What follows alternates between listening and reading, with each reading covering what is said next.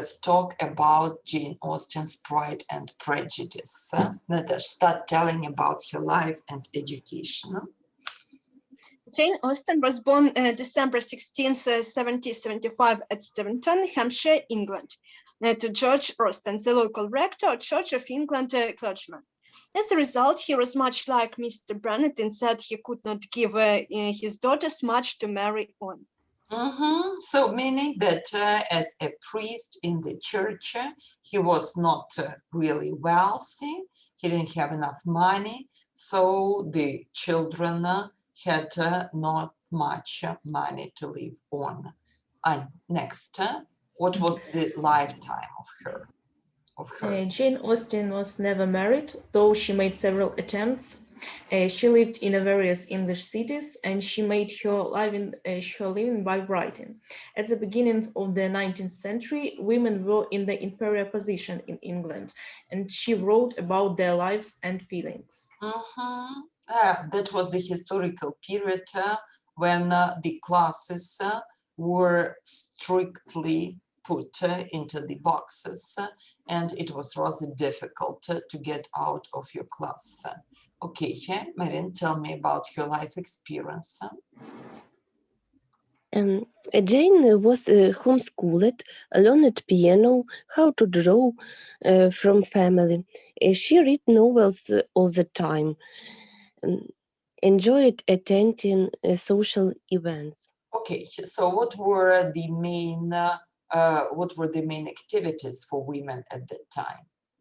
They were social events, reading, drawing, playing piano. Playing piano and helping with the chores. So, and among her many works, we see Pride and Prejudice, but other very important works are Sense and Sensibility, Mansfield Park, Emma, and Persuasion. So, some facts about Pride and Prejudice, Natasha. The type of work is a novel. The genre is a comedy of manners. Okay, and structure and elements. Anya. This is this third-person narration. The story takes place in the English countryside, Longbourn in rural England. The time is some point during the Napoleonic Wars. It was the period from 1797 till 1815. Yeah, like the very beginning of the 19th century. And who are the main characters? Anya. The main characters are, I'm here. The main characters are Elizabeth Bennet, her sisters, her family, and Mr. Darcy, Mr. Bingley, and all people in London. So actually, the family has 5 sisters, and we see how these 5 sisters are courted. So, Marin, the tone. Tone of the story is comic. In Jane Austen's own words, light and bright and sparking. So it means that she's not serious about the situation.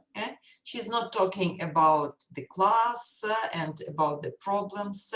She comically represents the family. Okay, Natasha, what are the main themes of this story? The main themes are reputation. It was very important, especially to women. The second theme is class. Life from the middle and upper class was strictly regulated. It was impossible to marry a person from a different class. Education. Most women were educated at home. The main point of education was to attract men. And gender differences. They were very distinct. Women were submissive to men, and men were the providers for families. So we see that all these are the characteristics of the middle class for that time.